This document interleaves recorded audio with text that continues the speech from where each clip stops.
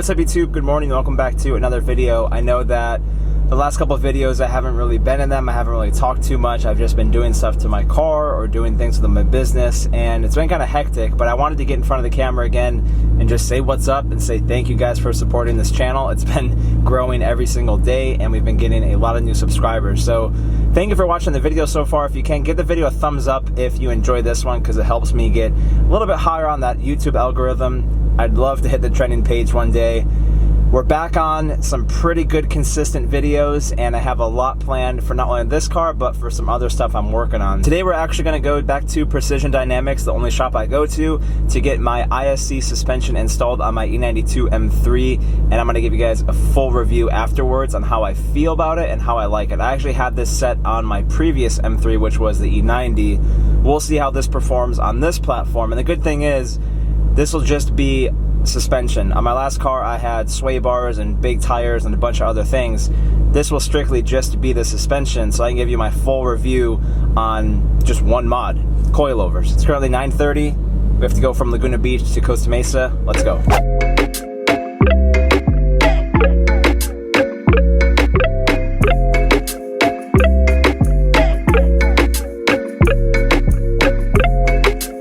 So once again, you guys may recognize where we are. We are back at Precision Dynamics and we are installing my coilovers for my E92 M3. See here, we got a very heavy box, which we're gonna open right now, and I'll show you guys what it looks like. And yeah, self-explanatory. We'll get started. Mike, what are we doing right now? Round 3 of coilovers. Round 3. You've done, let's play this game again. Last time you answered how many exhausts you've installed. How many suspension setups have you installed? Oh man, I probably did more suspension than exhaust. A lot of people do suspension modifications more than exhaust. Some people don't like loud cars, or suspension's cheaper. Plus, to me, aesthetics with suspension looks better than exhaust. True. But it sounds better for me. I prefer to do an exhaust over suspension first, because I want to enjoy the sound, but some people prefer the look. Well, this is fun for me because I get to experience the feeling of the car first, compared to how before I had like supercharger and the cage and the seats. And you actually had a sway bar too. Yeah, front sway and bars. rear. So this will just strictly be suspension. So when I drive it, I'll have more of like a raw feeling with it. Exactly. You don't have that much done to the car yet. Not yet, but we have a lot coming.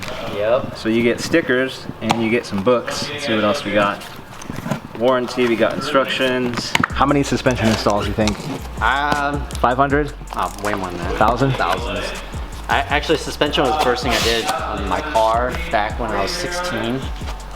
Turning 29 this year. So you've been doing it for a little bit? A long time. Suspension, like, you know, coilover, springs, air suspension. I've done all of it. I've even lifted up trucks before.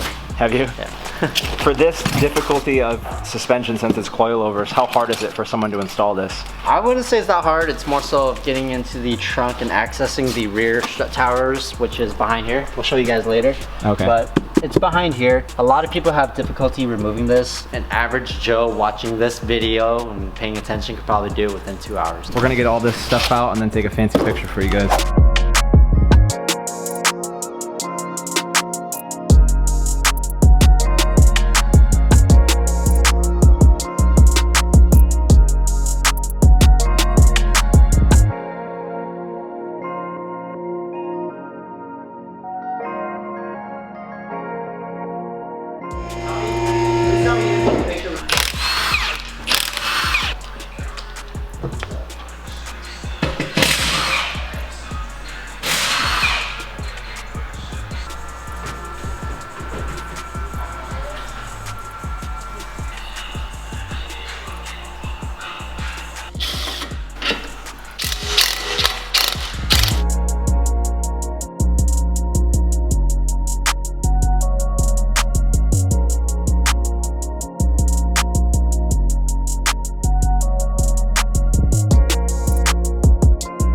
So you guys can see here, this is actually the previous setup I had. These are H&R race springs, from what I'm educated on, since they're red, they're the race ones. So the car was already lowered on springs, but you can see here it's all very, very old. And then this is replacement here. It's fully adjustable up top too. So good camber plates to make this thing slam to the ground. So what's the process right here? All right, so I already removed one side. Okay. There's these pop clips in here. Just like this. How it works is it actually slots in like that, flares out. So So you get one of these tools, you use a flathead or, you know, cutters if you want, but it's a lot more work. So all you do is just slide it in like this, and you pop it out to there, and this allows it to collapse, and then you can remove it out of there. So this side's already done. I started pulling this side out so you guys can see it on the car. Okay. There's one here, and one right here, and then another right over here. So you have to do that on both sides? Both sides, okay. 3 spots in total. This side, you gotta take off the battery compartment cover, twist this little knob right here, like this, pull this upwards, lift up, and it comes out. And then over here, we gotta remove these as well. It's a T40 bolt right here. And then these covers come off both sides, and then this whole thing comes out. This side comes out, then we'll have access to the strut mounts on the rear. Off the car, give you guys an idea. It's going to be placed inside through the trunk, and it's just held on by one nut.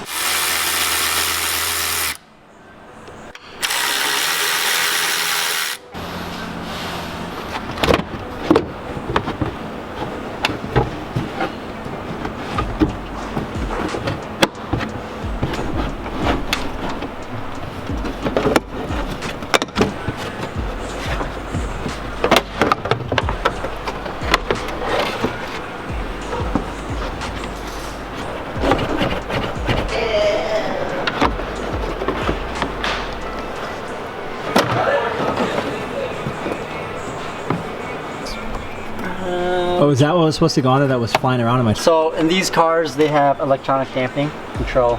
There's these connectors right here. Squeeze the 2 tabs together, pull it out like that. You can see how it works. Squeeze it, comes up apart.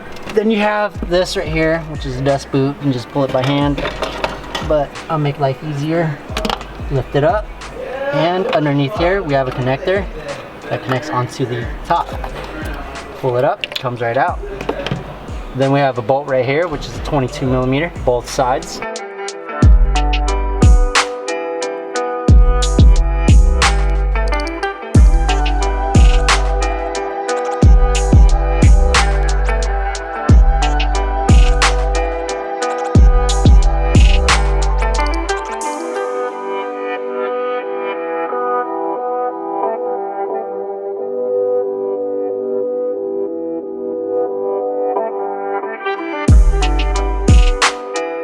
So we go down here, now we got the lower control arm. What we're going to do is we're going to use, well, we have this because we have a lift. If you guys are doing this at home, you guys can put a jack this control arm up. Now what you want to do is apply load to it because this is preloaded. So if you shoot off these bolts, it's going to swing that control arm at your face. So it's compressed right now? Yeah. I mean, keep in mind this thing holds up your car. So you don't want to have that go off? No. We get it to right about here. Okay. Bring it up just about maybe another inch. Just apply some load to it. And then we have right here an 18mm bolt. On the other side of it, there's nothing. It's threaded into the control arm. This one is a 21mm, and this side has a nut, which is also 21. So we'll shoot off the 18 first. And then it comes off. We have 21.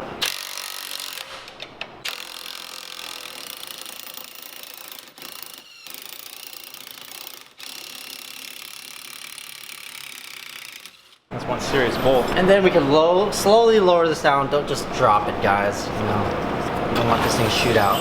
And then it gets to this point. Sometimes the knuckle is going to be stuck onto the control arm. Just push this up, and it comes off. Make sure that there's no pressure against it, so you drop this down safely.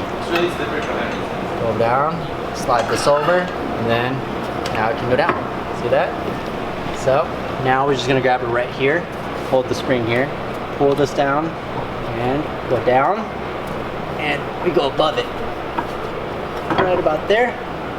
Grab this out, bring this back up. It's easier with 2 people. So we're gonna pull the control arm down now. This is going to go here, like that, and we feed this through the top on that, and now we go up on the control arm and slide it back up, and then we're gonna make sure that it all lines up perfectly. So we get that on, and we gotta scoot the control arm over like that, and hold this. So we go here, apply load onto it. I like to get the 18mm onto the shock, just hand tighten it on. Don't fully tighten this, because if you tighten this all the way, you won't be able to adjust this one. Get that started, and up to right about there. Shake this around, make sure that's in there. And this part, we can actually just adjust this over, and then we're gonna push this up. So we're gonna get another one, apply load to it, the bolt through. What is it that you're doing here right now exactly? So you want to get this control arm to pretty much a straight angle. Now the purpose of this is to apply load on the suspension as well as the bushing. And then we're lining up the hole perfectly.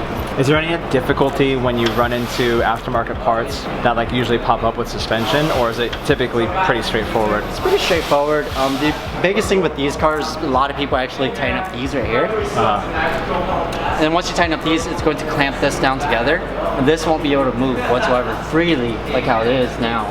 You have to line them both together. Yeah, it has to be perfectly lined up. I like to tighten up this one first and then this one. The trick is to just figure out how to do it without clamping on this. A lot of people tend to remove these nuts. What you're going to do is look at the suspension. If you see this other washer that's offset right here, that's a cam. That's a alignment cam. So avoid removing these so you don't have to mess up your alignment. What you want is to be able to break in and settle the suspension prior to aligning it. So about a week or so after doing it. But if you mess with these, it's going to completely throw off your toe or camber if you have camber and toe. In this case, this one would be cambered. Now if you mess with this, your car is going to be all funky and you're going to introduce bump steer with offset toe. So every time you hit a bump, the car is just going to steer one way or the other. Or let's say you hop on the freeway and you go 65 miles an hour. Every single time you hit a little bump, the car just pulls itself. It becomes dangerous. So you want to stay away from adjusting that at all costs? Okay. At all costs, do your best. Sure, this is a little bit more work because there's 2 bolts versus 1.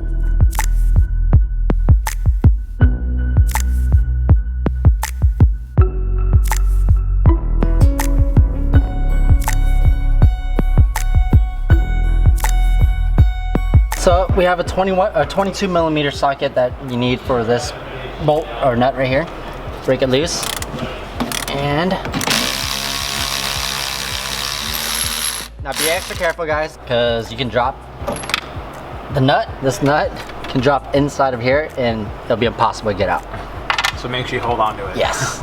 And what is that right there you're pulling out? So this is just it's more of like a spacer, but it's a dampener as well. Okay. Once you tighten it, it applies load on this just to keep the top of it in place. It's kind of like a strut mount in a sense, but there's the same type of material as your bump stop, just so that it doesn't squeak around. So this comes off. We're gonna reuse this onto the new ones as well. Once we get that off, there's nothing left over here. So we come over here now. And then now we have this part right here.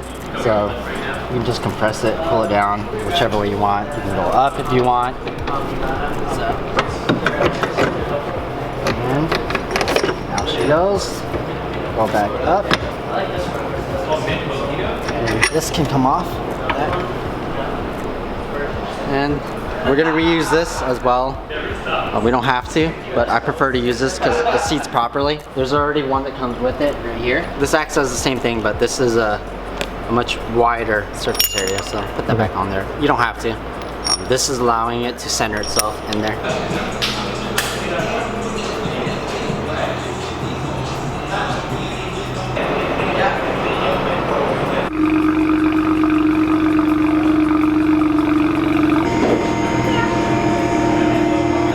Where'd you get that from? I think like Walgreens. Oh, no way, bro. Yeah. Thanks. It's got the carbon roof, too. What? Thanks, man. Appreciate that. I love that kid. Still time all day for a hypercar.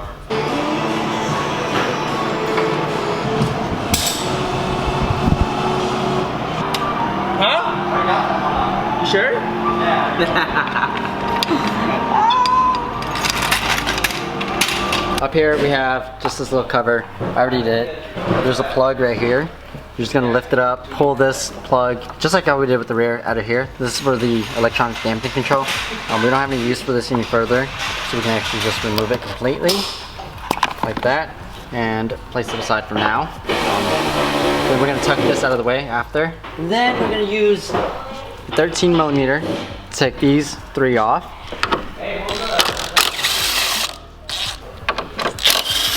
only take off 2 and I loosen up this one. And I'll leave it in here for now. Take these 2 out of the way. And then we're gonna go under here. So we have plugs, which I already undid. They're all connected inside of here, placed in there, like this and this. I pull these out of the way. This bracket is gonna come off. And there's a nut behind here that is a 16 millimeter back here. I already shot that off. Take this off, slide this out, leave it off on the side for now. And then the bracket, slide it in here, we just push it out. So you see right here on my right side, just gonna push that out of the way. The level sensor, so you wanna come on this side? Yeah. So back here, I already took it off, but it's on here, placed down there in here. Just get a little tool, flathead or anything, just pop it off of that little hole. There's a little ball pin that sticks it on there, as you can see down there. If you don't take this off, you can damage this, and you'll have to replace this whole piece right here. Okay. You cannot slot this back on. It's almost impossible. So make sure you guys take this off. Then once we get that off, now we're gonna get the end link off, which we already did. It's right over here because we are doing coilovers, we had to take it off. Take one 16 millimeter nut off here, then one more up here. It comes off completely. Now we're gonna go to the top again, where we take off the 13. You can just film down here while I hold it. I'm gonna hold it right here and remove the nut, and then it's gonna lower down, like so. And then we're going to pull it down up top, like this. Pull it outwards, and once it gets over here, we spin the top hat a little bit. You get it down, and it's gonna clear. Don't be afraid, guys. See, it clears. And don't just pull this. You see how this is about to hit it? Mm-hmm. Just rotate this. So don't pull, but rotate? Yeah, just rotate it. That way you can get it out. Like that. And then once we get to this one, just pull down, out of the way.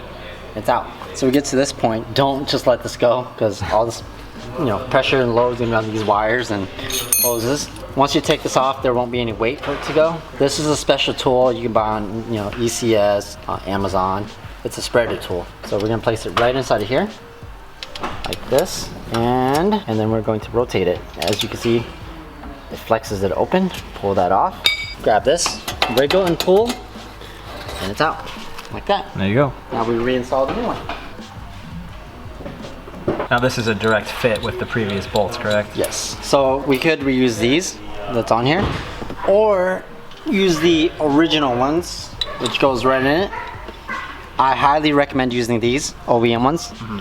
It's the same thread pitch, everything works. The reason why is because it has a little sleeve built into it that fits perfectly into here. So there's no movement on that. Now we slot it in. So I'm gonna spread this out even more now. Okay, so now we can actually rotate this. One bolt goes forward, one with 2, it's gonna be straight parallel. Now make sure that this is straight, aim outwards from side to side of your car. That's going to allow you to have camber adjustment. You could install it like this too, right? It's not camber now, it's camber and caster. So you can flip it 180, but 2 bolts, 1. So it has to be perfect and it has to be straight. So now we go inwards like this, and it goes up. So let me get a jack real quick. So jack it up, and then we go up top, so it matches up. Go up slow. All right, look. Hand start these, and then we're going to lower this back down like that, and we'll shoot these on.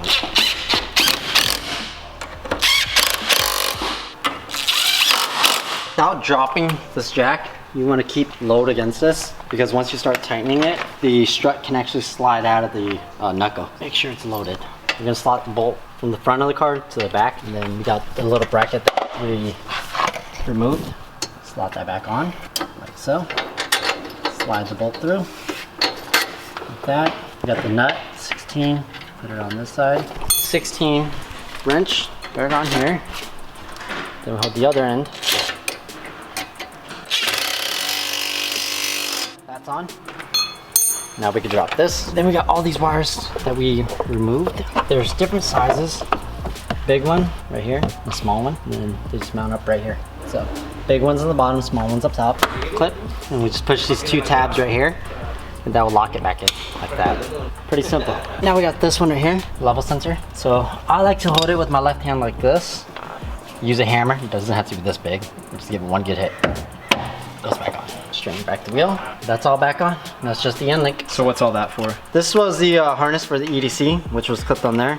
So I just took it away so it looks clean. Yeah, it looks OEM. better. So I'm gonna have Mike go over everything as far as what we just replaced, just so anyone who's new to this understands it. Okay, so here, this is actually a rear shock.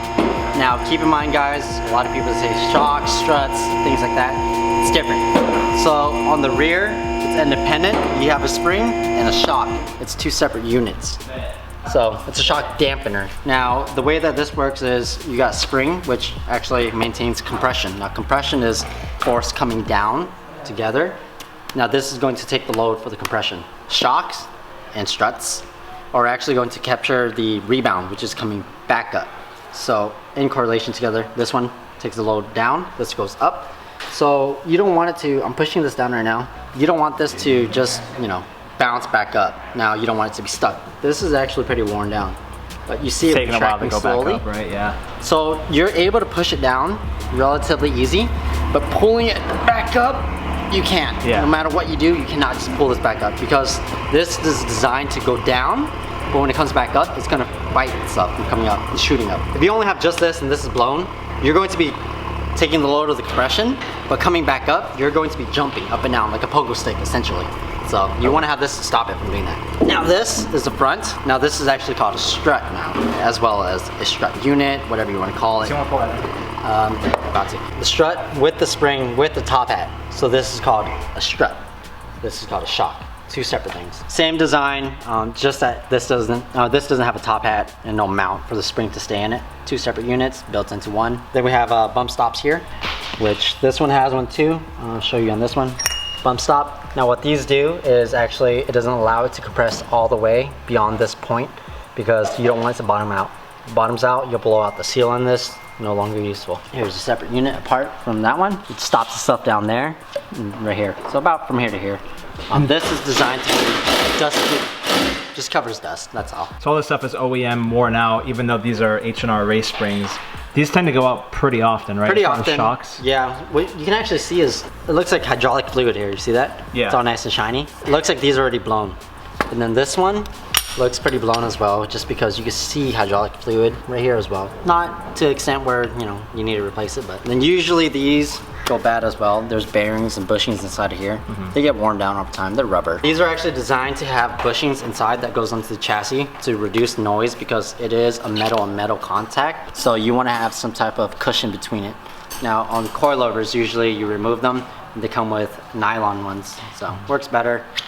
They don't last as long as rubber, of course, but it doesn't make as much noise, lower friction as well. And you do shock and coilover and spring replacement all the time here, right? All the time. It's super popular? Super popular. What's like the most popular that you see come in here as far as like what chassis? Chassis? I guess E9X chassis. Yeah, just like me. Yeah, majority. Cool. So, okay, thanks.